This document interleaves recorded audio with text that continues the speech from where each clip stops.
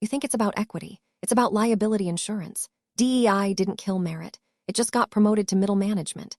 Welcome to the boardroom hostage situation. The anti-DEI crowd screams that competence is dead.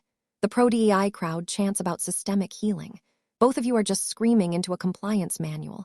Let's read the fine print. Diversity initiatives aren't moral crusades.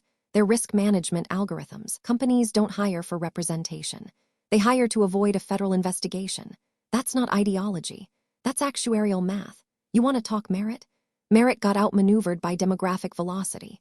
The workforce is shifting faster than any hiring manager can track. So corporations outsource the anxiety to a department that prints PDFs and sends calendar invites.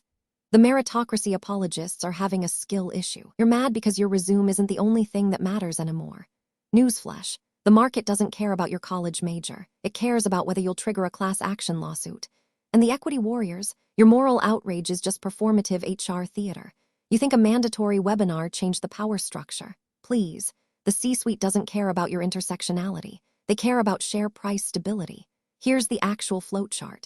Threat detected. Compliance protocol activated.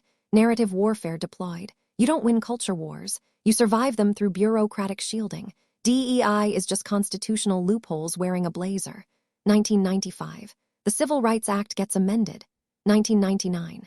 The SEC drops new disclosure rules. 2008. The financial crash makes boards paranoid. Every crisis gets a compliance wrapper. DEI is just crisis management with better branding. So you want merit back? Fine. Stop treating HR like a moral tribunal and start treating it like a security checkpoint. You don't need virtue signaling. You need quality control. But nobody wants to admit the boss is mediocre, so we get diversity audits instead. Both tribes are just coping.